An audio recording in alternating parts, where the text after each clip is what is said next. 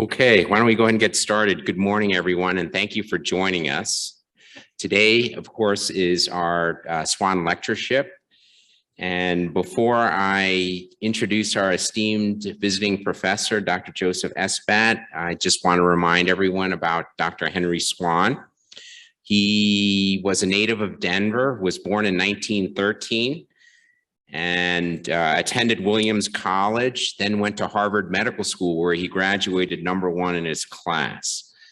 He then went to the Peter Bent Brigham Hospital, now Brigham and Women's Hospital, and did a surgical residency for just a couple of years before he decided to go to the European theater and to work in one of the hospital units during World War II. He quickly rose through the ranks and was honorably discharged, and then came back to Denver, where he was an assistant professor starting in 1946. By 1950, he rose to the rank of chair of surgery, and in fact, he was the first full-time chair of the University of Colorado Department of Surgery. So I think most in the audience know he became very famous for his work on hypothermia, which ushered in the ability to do open heart surgeries. And this was before the heart and lung machine. So most of his operations were done in 7 minutes or less. So he became a very technically expert surgeon and had people visiting from all over the world. Unfortunately, he passed away in 1996 after a very long and successful career. And this lectureship was established after his death.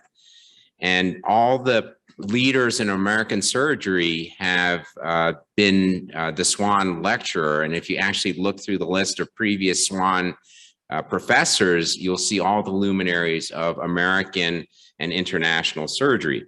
And no exception to that is Dr. Joseph Espat. He's Surgeon-in-Chief of Charter Care Health.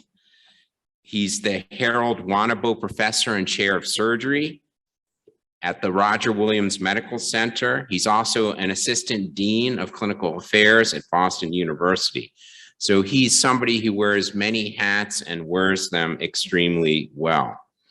He's a true person of the world. He has ancestors from almost every continent, including Europe, Native America, the Middle East, and Africa. He speaks 3 languages and has lived, by my count, in over 5 countries during his childhood and early adult life.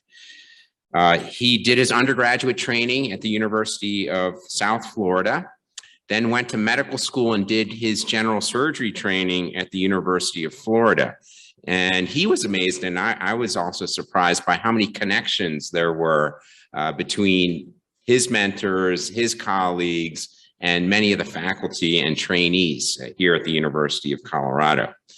Of course, I first met him at Memorial Sloan Kettering Cancer Center. And there's actually a picture on your right lower corner of our class of 6 fellows. And this was recently when we were visiting Ferreras, who was a previous lecturer here. So this is a pretty accomplished group. But I have to say that Dr. Espat was the first of our group to rise to a leadership position and get the chair at Roger Williams Cancer Center. He's on multiple editorial boards. He's editor of Medscape GI Oncology. He's held several NIH grants, several industry and association grants, 130 peer-reviewed publications, lectures all over the world, and is invited. He's a very busy and technically excellent surgeon. And I've had the chance to actually watch him operate, and we've actually helped each other on operations. His wife, Jackie, is in the front row here and is with us today. Both Joe and Jackie and his children have been very close friends of Christina, myself, and my kids, and we've gone on many trips together, and we love them dearly. And with that, I'm going to invite Dr. Espat up to deliver his talk on regional therapy for hepatic colorectal cancer metastases. Welcome and thank you.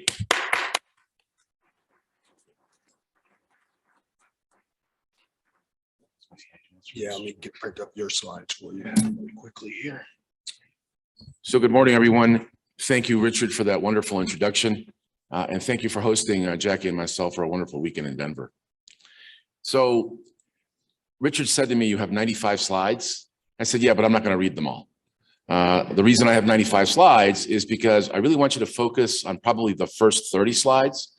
The rest of the slides are basically data slides that prove that what I'm saying to you is actually published, peer-reviewed, and out there, right? So I'll skip through those very quickly. So I do have a disclosure. I've been a clinical consultant to Certex Medical for the last 20 years. The learning objectives of my talk are in front of you, but what I really want you to get out of this talk is to talk about the role of hepatic resection for colorectal hepatic metastatic disease. And what I'd like to teach you there is the variance in the outcome that you see in the various papers. And that variance is somewhere between 30 and 58%. And I want you to understand why there is such a variance in the various papers regarding that outcome at 5 years. I also want to show you some of the regional hepatic therapies data, and that's also called liver-directed therapies data. And there are 34 different boxes in there. I'm only going to talk about 3. And I just want to put that in the context of unresectable disease. And then at the end, I'd like you to differentiate between standalone treatments and primary directed treatments in terms of their efficacy, in terms of patient benefit. So talk about hepatic resection. So for the students in the room, for hepatic resection for colorectal hepatic metastatic disease, it's 15 to 25% of patients, depending where you read, which means the other 75 to 85% of patients are either initially unresectable or never become resectable, right? And lastly, I'm going to talk about something that is a very controversial, but very hot topic right now, and that is transplantation for colorectal hepatic metastatic disease.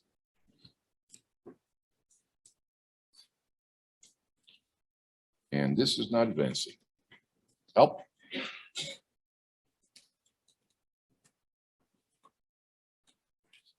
Yeah, yeah, sure.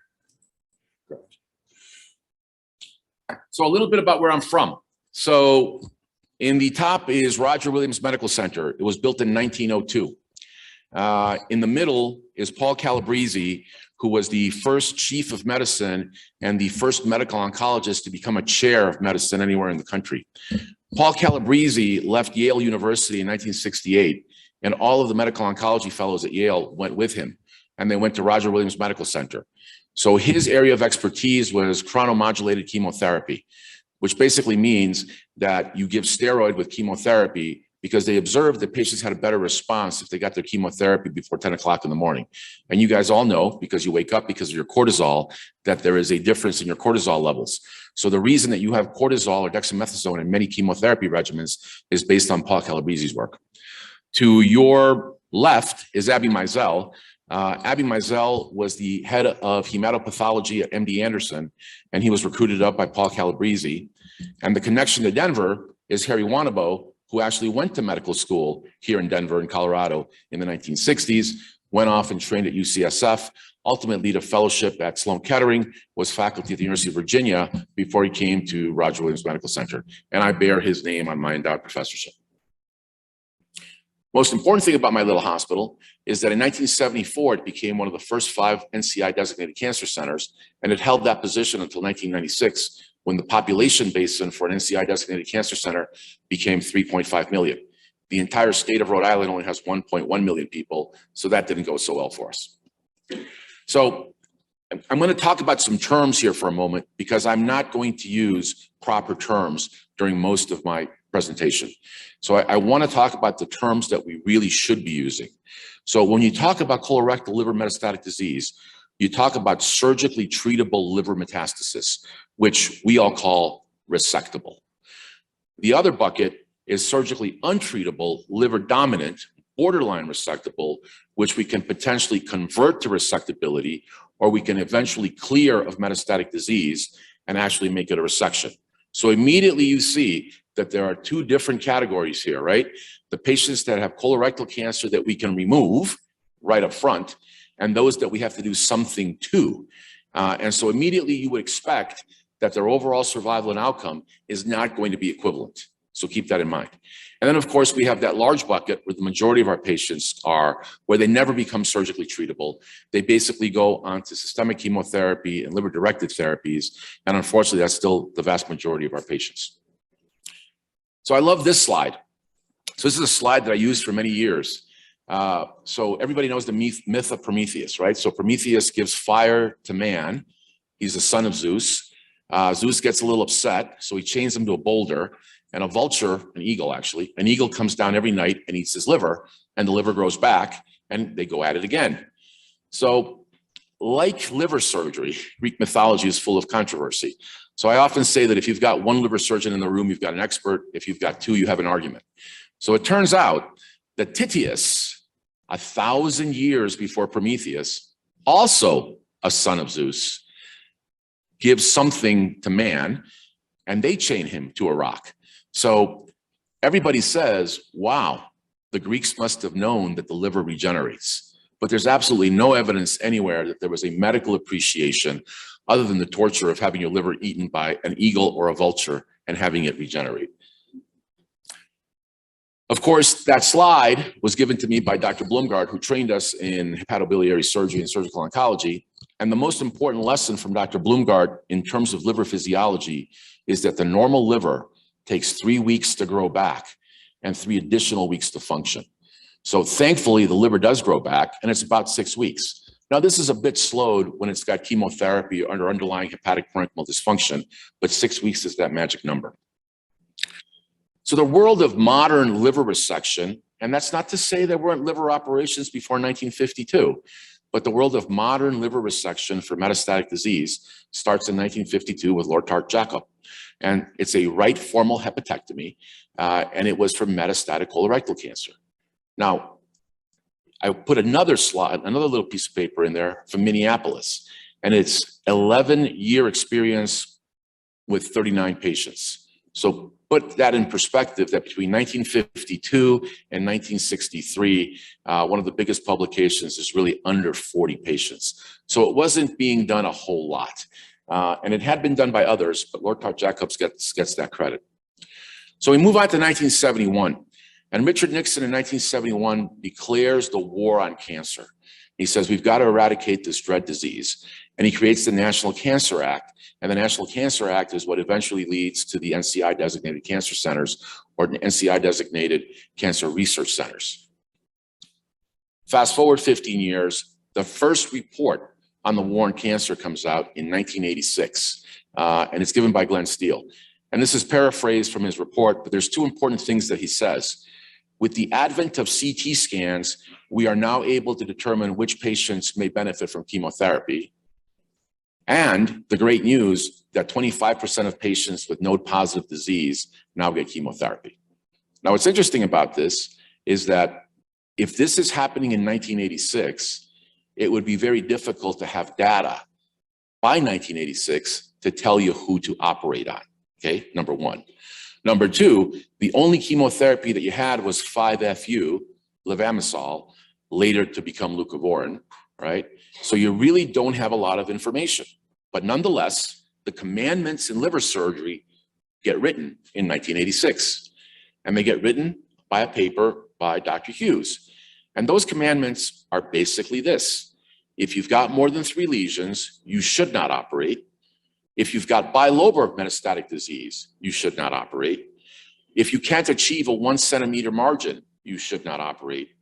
And if you've got a portal lymph node that's positive and involved with tumor, you should not operate in the liver section. So this is the world that my generation is coming into, because 1986 is when we're all about in medical school or coming out of medical school. So these are the commandments that we're being taught.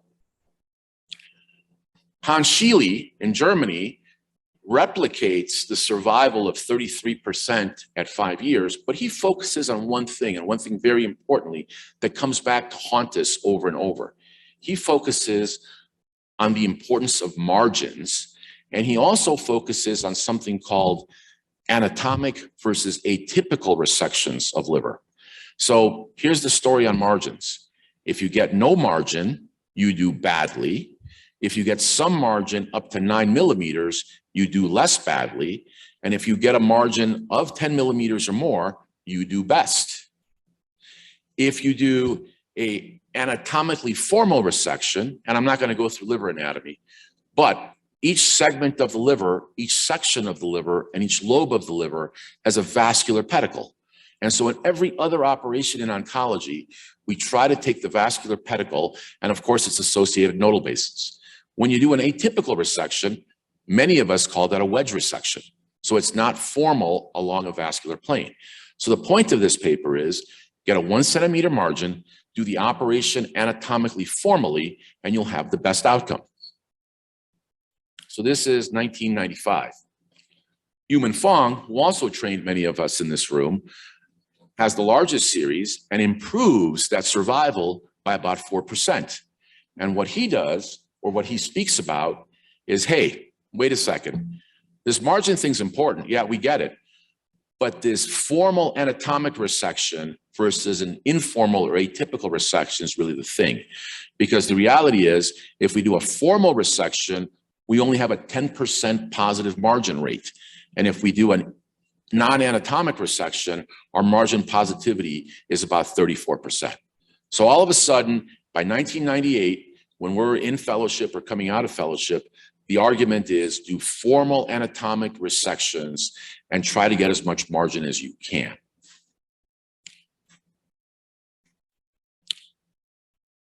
Five years later, you've got 3 programs reporting 58% survival, which is the number most of us carry today. We typically round that up to 60%, right? So at least 3 programs, Anderson, Hopkins, MGH, reporting 60% survival, 58% survival. And so you've got to wonder, how did we go from 33% to 60% in 20 years? What changed? And what are we doing today, right? Because that literature is that range, 30 to about 60%. So we already know this, right? So by the mid-2000s, we already know what we do today. We know how good it is or how bad it is, depending on what perspective you want to take. But we've known this for 20 years. So we keep looking at some of the same factors. So in 2007, Ari looks at this and it replicates Sheely's data and it replicates Fong's data.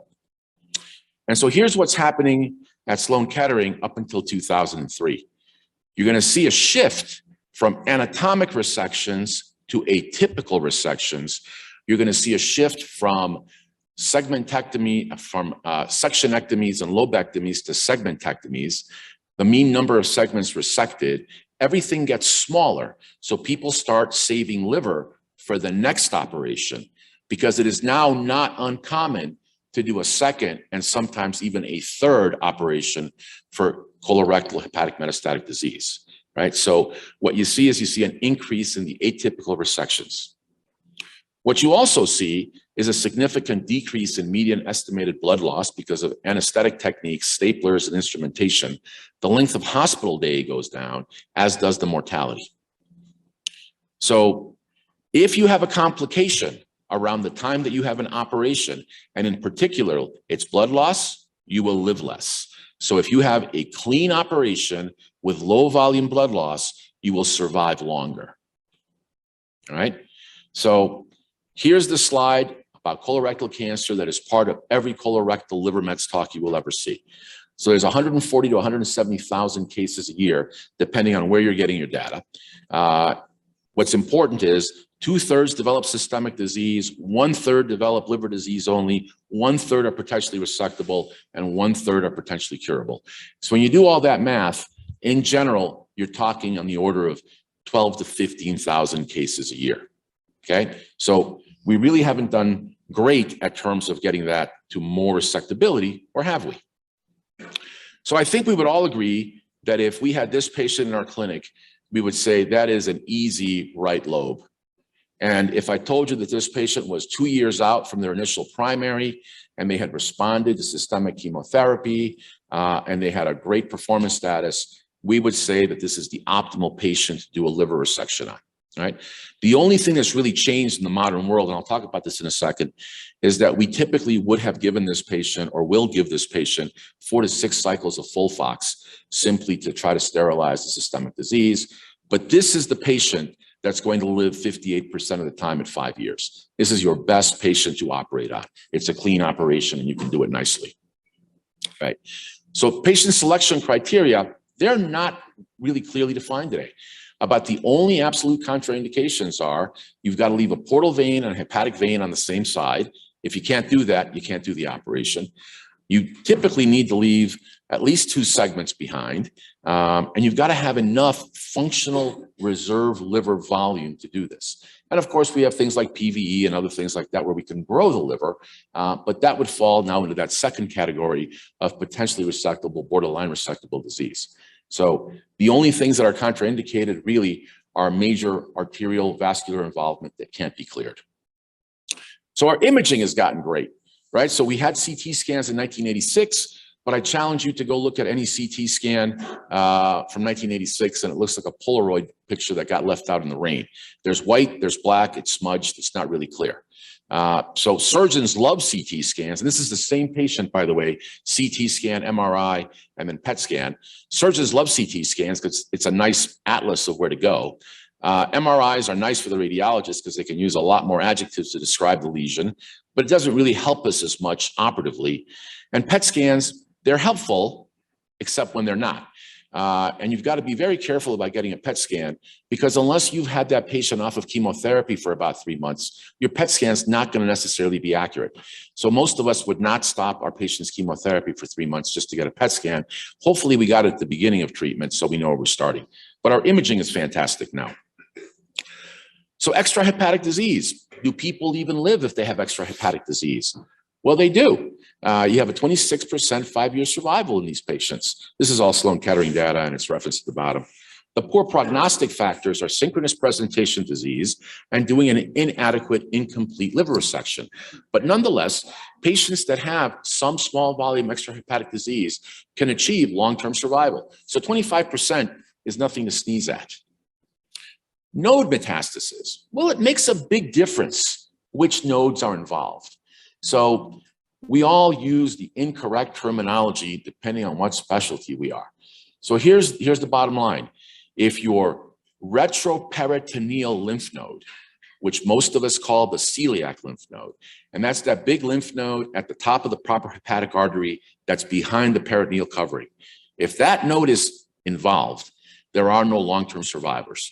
But if the node at the bottom of your cystic duct or the node that's just proximal to the celiac nodes involved, that's not a retroperitoneal node. And you can have up to 42% long-term survival if you remove remove that liver. Now remember, the commandment was if the nodes are involved, do not touch, do not pass go. So pulmonary metastatic disease. So there's 31 to 51% survival depending on what extent of the lung operation. So clearly the commandments were a little bit too rigid. And so the paper I didn't tell you about was this paper by Norninger that happens to come in between Sheely and Fong, but the survival outcome goes down. So if you notice, everybody else was 33, Fong's 37, but Norninger goes down to 28% at 5-year survival. So this paper didn't really change the world, but it should have, because this paper took all comers. It took lymph node positive disease. It took multiple hepatic metastases. I can't walk. I'm not mic'd in. And I do wonder up here sometimes. It took patients that had lymph nodes that were positive, and the survival benefit was just 5% less than if you followed all those other rules. So this paper sort of lies out there dormant for a little while. And then Mark Rowe writes this paper in 2000. And the point of this paper is to liberalize the resection criteria. And if we liberalize the resection criteria, we can achieve this 28% 5-year survival. Now, mind you, it's not 58%, but if you're that patient, a 28% 5-year survival, 1 out of 4, I think is very meaningful, right? And so he says, look, we ought to look at multidisciplinary combinations of regional and systemic therapies. And by the way, we should have known that our criteria were too strict. So again, I use this sort of conundrum to me that if this gets written in 2000, how is it that in 2000, we also have a series of papers that come out and say, hey, taking out more than 4 lesions actually works out okay. We can achieve, between 23 and 37% survival. Once again, we revisit the margin issue, and portal lymph node metastasis gets revisited again. So here's what happens. So we used to have conventional indications, which were our commandments. So 4, less than 4 was the number, or more than 3, no more than 3, right? Any way you want to look at it. There's no real limits today. I mean, it's not uncommon to do 5, 6 metastases in one operation and come back and finish up the other lobe in a second operation. The size of the tumor doesn't really matter as long as you can remove it and leave enough liver behind for the liver to regenerate and be functional. Extrahepatic disease, well, we can resect pulmonary metastatic disease. Liver remnant, we can do a PVE and we can grow our own liver, if you will. But the most significant change, in my opinion, is what I've got in red down there. And that is celiac lymph nodes, no, but other lymph nodes, go ahead. So we've really changed the commandments. But what you can see here is that there's a spectrum of patients we're operating on. So if you look at those series that are largely institutional, those numbers are closer to 60%, but those are highly selected or more selected patients. If you look at the more all-comer series, you're expecting somewhere between 35% and that area. So that range is 35 to 60%, but a lot of it has to do in how you select those patients. So if your series isn't 60, don't despair. As long as you're over 30, you're doing fine. So I want to talk about FOLFOX for a moment. So nothing changed in the world of chemotherapy for colorectal cancer for about 20 years. So first it was 5-FU levamisole, and then an SABP study was done with 10,000 patients, which demonstrated a 1% difference between leucovorin and levamisole. So we switched over to leucovorin. So that was the biggest change that we had in systemic chemotherapy for 30 years. And 2007, slightly before 2007, our European colleagues, our Canadian colleagues, were using oxaliplatinum-based regimen called FOLFOX. And the FDA in the US said, they didn't do the trials here. We're not accepting the European data. We're not accepting the Canadian data. And actually at the SSO, we had the head of the FDA come and give us a talk on this. And he said, yeah, too bad. It's going to be third-line therapy. So third-line therapy means that it doesn't get reimbursed. But nonetheless, medical oncologists in the United States started using it, and the response rates were fantastic. So within 2 years of that, FOLFOX became first-line therapy, right? Now, I want to make sure that you understand I'm not going to talk tremendously about systemic chemotherapy, but recognize that surgical treatment is not standalone, right? So the point here is, yes, you can control metastatic disease in the liver, but this is a systemic disease. So we get this great chemotherapy, but this great chemotherapy is not without a cost. So all of a sudden, the entire world of liver surgery comes to a standstill because we're giving people FOLFOX, we're taking them to the operating room, and sometimes the livers are blue. Sometimes the livers are more yellow. And there's these concepts of steatosis, steatohepatitis, blue liver syndrome. And everybody takes a step back and they go, wow, this chemotherapy may work very well, but it's really changing the liver. We can't operate on these livers. Well, it turns out that's not the case. It turns out that if you limit your chemotherapy to 4 to 6 cycles and you give the patients a little time off, the liver bounces back in most instances, right? And so that's how we come to that consensus that we should give a little chemotherapy up front and do consolidation afterward. Now, the other interesting thing is that we begin to talk about complete response. So if you're walking around the wards prior to 2009 and your attending says to you, give me an example of a tumor that has a complete response to chemotherapy, it would have been difficult to answer that question. Today, you can say GIST and Gleevec, and you can say colorectal cancer and FOLFOX. But here's the problem. When you explant those pieces of liver that have given you a complete radiographic response, 83% of them harbor viable tumor. And so if you wait long enough off of chemotherapy, it will come back, right? So you can't be fooled by the complete response on imaging because there's still tumor there in about 83% of patients. So you do need to remove that parenchyma. Now, just briefly, the NCCN guidelines go through this ordering of chemotherapies. Now, what's interesting about this is that initial first-line therapy crossing over to first progression therapy gives patients about a 10% benefit as you go from column to column, right? So that 10% is to that set of individuals that did not benefit. So you can see that as you go down these lines, by the time you get to second progression and third progression, you're talking about fractions of a given patient in terms of potential benefit. So that alone is not the answer. And so the algorithm for that first box of patients that we talked about, surgically treatable disease, we typically would take those patients to the operating room and do the resection. But today we've sort of moved over to a systemic first line for 4 to 6 cycles. And again, I didn't talk about Avastin and Avastin class of drugs, but you want to stop those about 4 to 6 weeks before you do your operation from a perspective of healing, right? So you do your radiologic assessment. If the patient has a response to your chemotherapy, then you can do a synchronous or staged resection, right? So response, why is it important? So there's a concept in the world of liver surgery today that if you can save the middle hepatic vein on whatever lobe you're taking, you have a less risk of fulminant hepatic failure, liver congestion. So if you can do an oncologic operation and save your middle hepatic vein, it's in the patient's best interest. So oftentimes you want that chemotherapy to get your middle hepatic vein clear for you, and that just helps you out overall. If the patient progresses, if the lesion grows, then you need to think about tumor destruction with something other than surgery. And this may become surgically untreatable and eventually ends up with salvage chemotherapy only.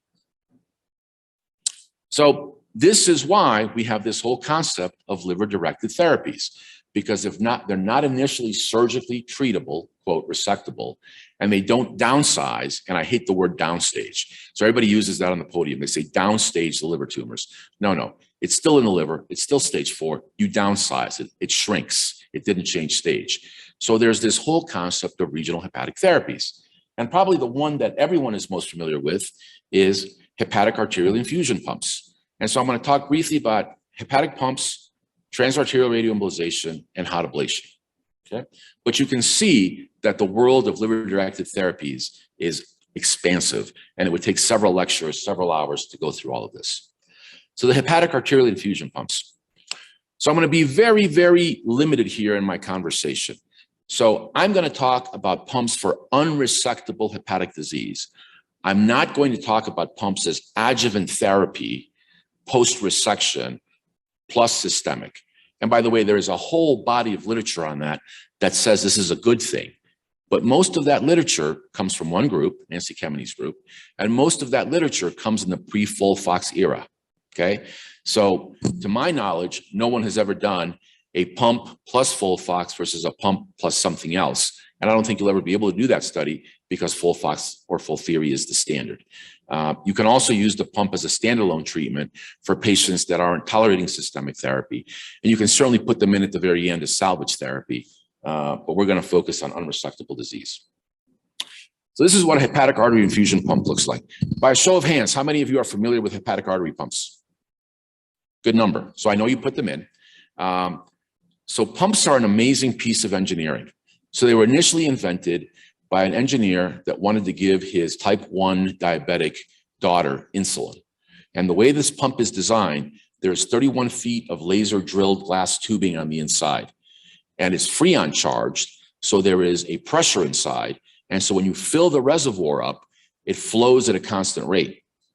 But the rate in Denver is different than the rate in Tampa because you're a mile up in the air here, so the pumps flow a little faster. If you hop in a hot tub, you heat them up and the pumps flow faster. So you really have to individualize the dosing in the pump, calculate the flow rate. And most medical oncologists in the country that did not train in pump programs are reluctant to manage these pumps, which means the surgeon usually ends up managing them, and that can really tie your clinic up. But the most interesting thing about this pump, which I'll talk about in a second, is that there is a bolus mechanism where you use a special needle, you depress a gate, and this catheter, which is placed into the gastroduodenal artery and feeds into the proper hepatic artery, you now have access to the hepatic artery directly through the pump. Hold on that thought for a moment. So this was really designed to improve hepatic drug delivery in the modern day of colorectal mets. And this is based on two very important principles that go back to the 1970s. You're seeing a pattern here. Virtually everything I'm going to talk about today, we've known about since the 1970s, all right? So we're still figuring out how to optimally use it. So Ackerman does the work that demonstrates that liver tumors that arise in the liver, de novo, they're either primary or they're metastatic, they derive their blood supply from the artery and not the vein, right? So think about that. We give systemic chemotherapy in the vein, okay? So if you give chemotherapy directly into the artery, you can achieve a 4 to 40-fold increase in concentration in the chemotherapy getting to the liver, as opposed to giving it systemically. And so the pump has only ever been studied and FDA approved to use FUDR. And FUDR is the active metabolite of 5-FU. So by the way, in the days that we were giving 5-FU, if I gave you 5-FU in your subclavian, your big toe saw more 5-FU than your liver converted it to FUDR, and by the time it got pumped through again, your great toe again saw more FUDR than your liver did. And so by giving the FUDR directly into the hepatic artery, you're delivering a greater concentration of FUDR into the liver, right? So that's what a pump looks like after you place it. Kind of a cool picture, I think. And so the world of using pumps for unresectable disease actually starts back in 1992, 1994, when a randomized trial demonstrated an improvement in survival for patients getting pump and systemic 5-FU versus patients getting systemic therapy only, right? So again, remember, median survival, 14 to 18 months, only one chemotherapy available, and all of a sudden you can use something that potentially increases or enhances survival, all right? Pumps are amazing. They're amazing pieces of engineering. Their operative mortality of putting them in is low. Almost 80% of the pumps are functional at 2 years, and 60% are functional at 4 years, which is interesting because if you've got unresectable disease, you, the patient, are probably not working while your pump is still capable of working for a year longer than you're there, okay? So pump viability, Kaplan-Meier curve of a pump. So transarterial radioembolization comes into the world. And the concept here is, recall, arterial supply to hepatic tumors, and the hepatic artery catheter is directly in the hepatic artery. So colorectal mets are different than neuroendocrine disease or different than hepatocellular disease, in that they're relatively avascular centrally.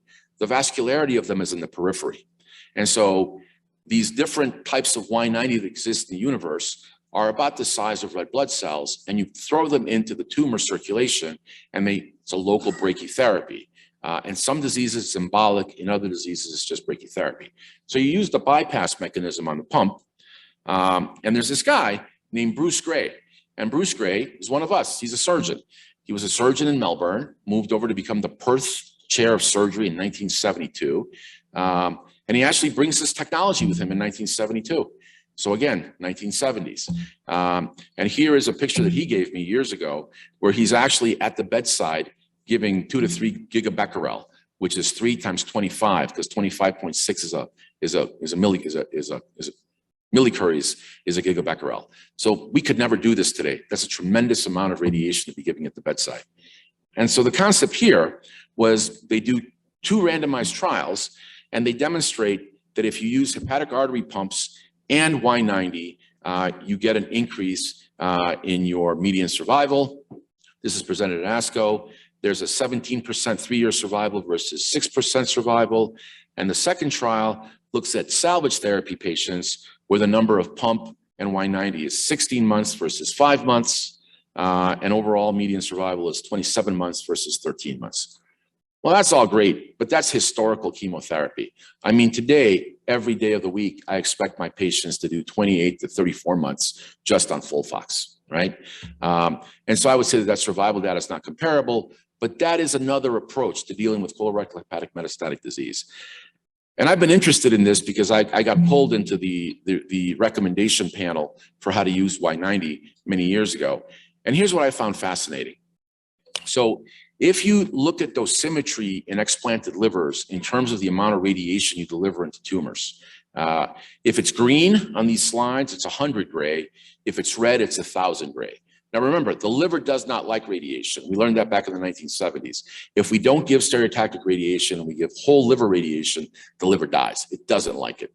So if you put it into small areas, you can achieve something that's called the Monte Carlo dose kernel, where you can see the distribution of radioactivity within the tumor. Again, green is 100 gray, red is 1,000 gray.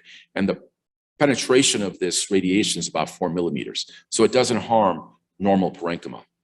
And so this is where you're at. So radiation-induced liver disease, and this is where the curative doses of adenocarcinoma are. So, wow, great idea. So let's do some randomized controlled trials. Let's do 3 of them. There's about 2,000 patients in 3 different randomized published trials, Surflox, Foxfire, Foxfire Global.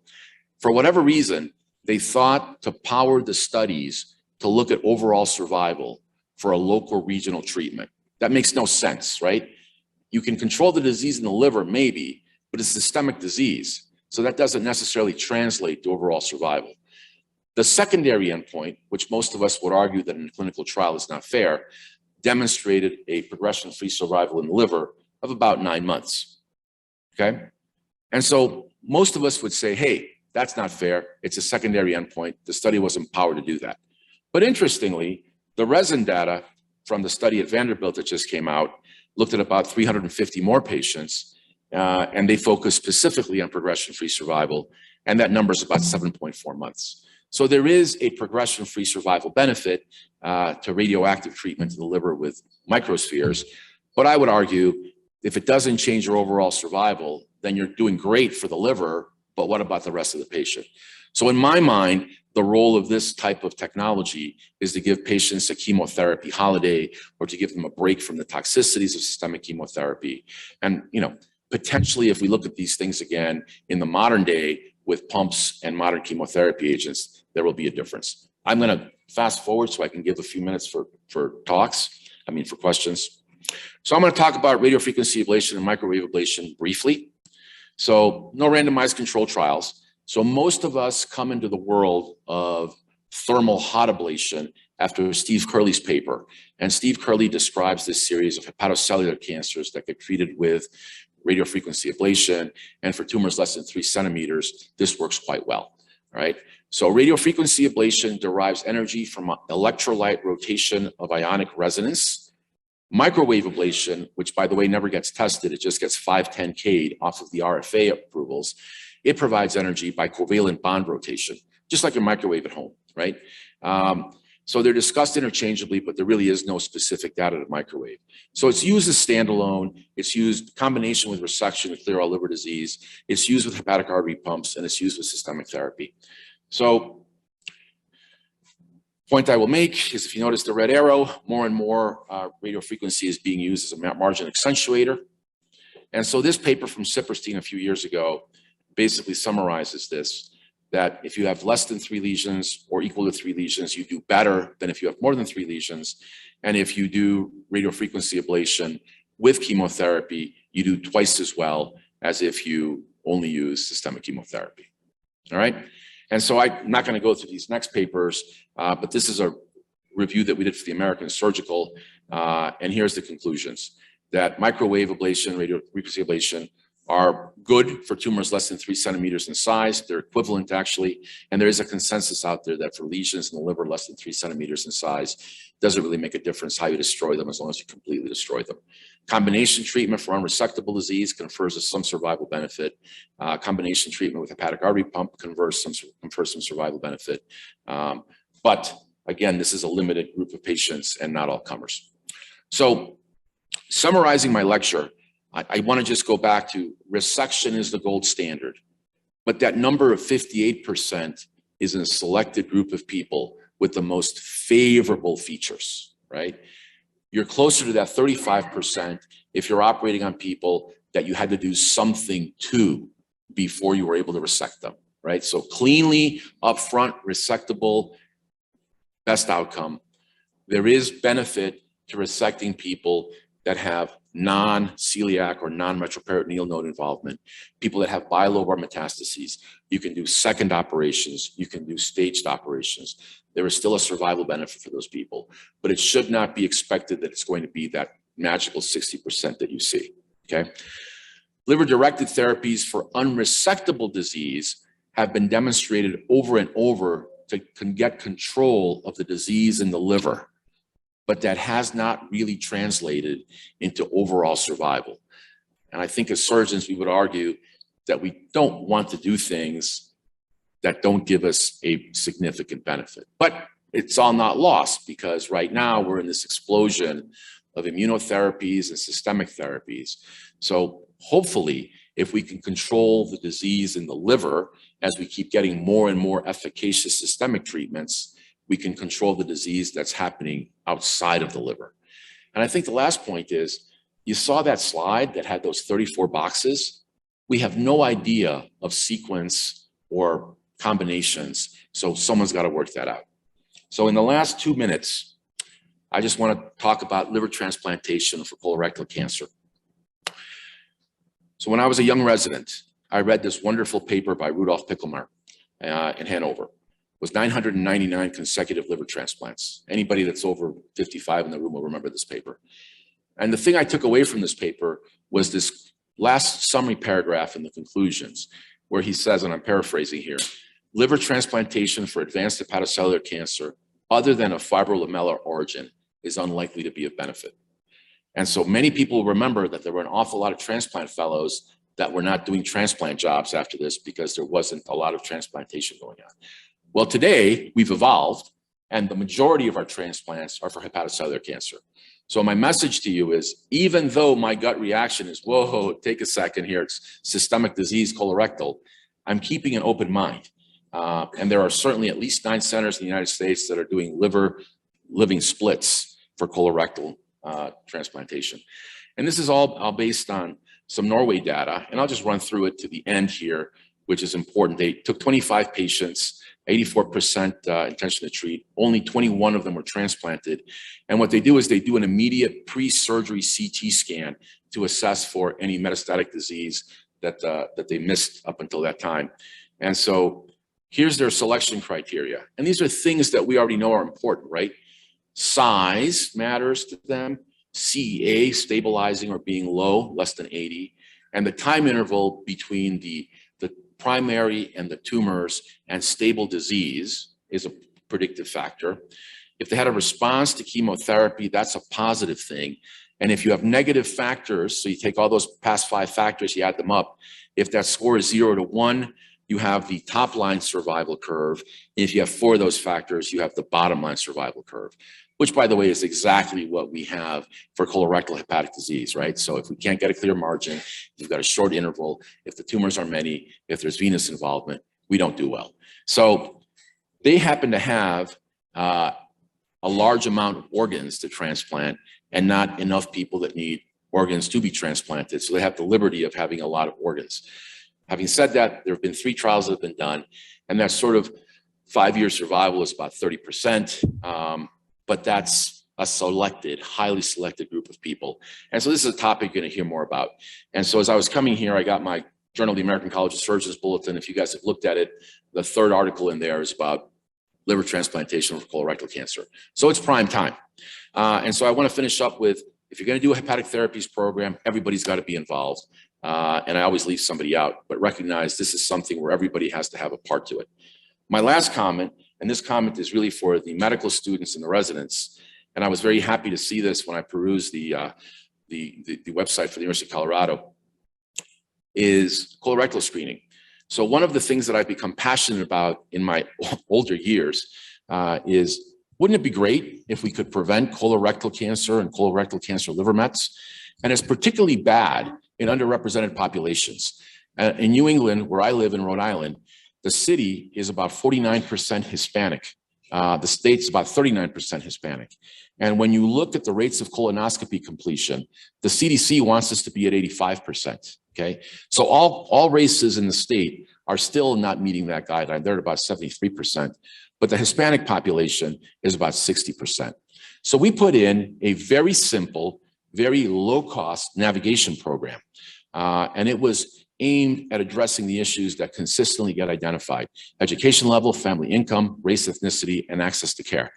And for basically $37,000 a year, we were able to take almost 1,000 patients now and get them through the colonoscopy, get them past the colonoscopy, get them home. And what we found was that about 50% of our patients had polyps. And of those 700 patients that we looked at, we were able to complete the colonoscopy about 85% of patients. And of the patients we operated on, 8 of them already had a colon cancer. So I would say to you that for $37,000 with a navigator, we saved the system a tremendous amount of money, because those 8 patients that had colon cancer already would have come in an advanced stage, and every one of them would have cost the system a lot more than $37,000. So again, this is really a benefit for your patients. So if you're a medical student, it doesn't matter if you go into surgery, it doesn't matter if you go into neurology. If you're seeing that patient that's 45 years of age, please say, have you had your colorectal screening yet? And if they tell you they've had somebody in their family that's had colorectal cancer, insist on it. I mean, this is a way that we can really impact colorectal hepatic metastatic disease without having to operate on people. And hopefully I didn't go too fast, and hopefully that wasn't too boring, but that's the end of my talk. Questions?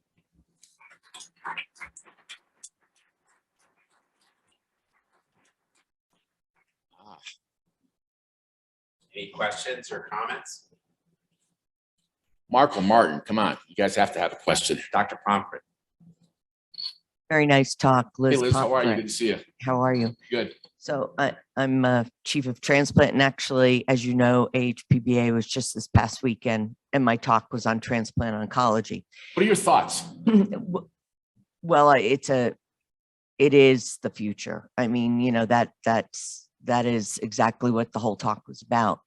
But I think what we need to understand is that the transplanters need to become involved a lot sooner than we are becoming involved. We can't become involved after the patient's had numerous rounds of chemo, hepatic artery pumps. We can't be the last ditch effort.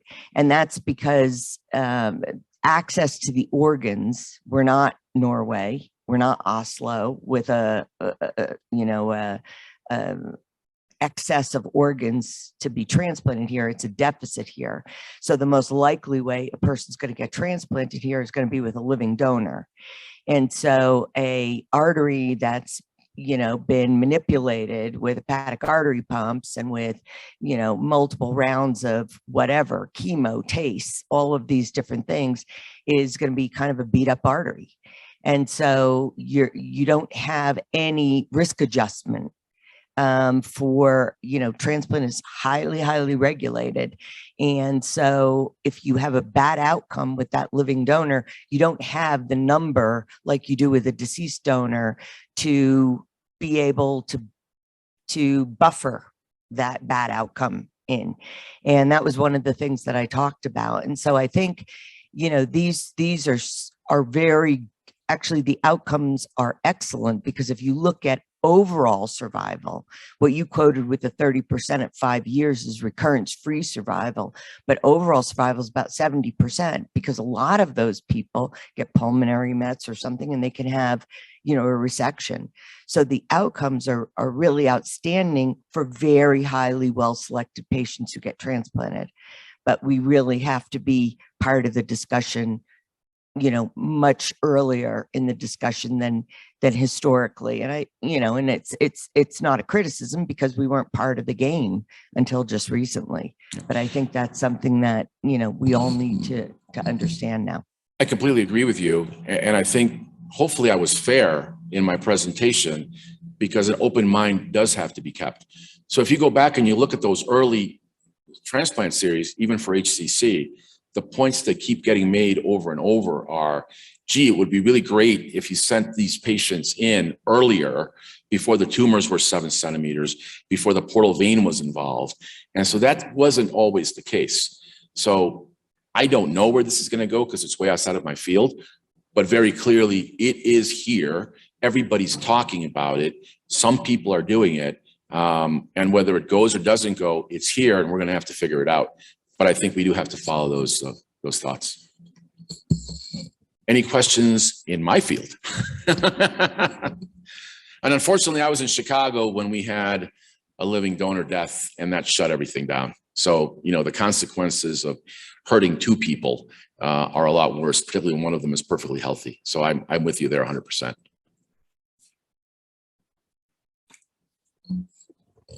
All right. Well, let me add to the line of congratulations, and thank you so much for summarizing really 4 or 5 decades of evolution of treatment of these patients. And I think another key factor that you touched upon in your last slides is imaging and patient selection. I think in the early days, we were operating on a lot and trying to do curative operations in patients who had metastatic disease elsewhere, and we didn't know about it. And I think you know, the PET scan, high resolution CT scans have added a lot to the work that we've done. I've certainly enjoyed our friendship and watching your career and even working with some of your trainees over the years. So thank you so much for being the Swan Professor and giving such a great lecture to our audience. And we look forward to our case conference, which will occur at 9 a.m. in the Freeman Conference Room.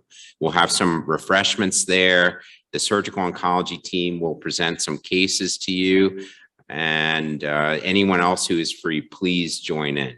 Again, congratulations. And we have a gift bag for you that has our Thank you, everyone. Yep, has our tie, department history, and a couple of other goodies. And something's in the mail to you also. Oh, thank you.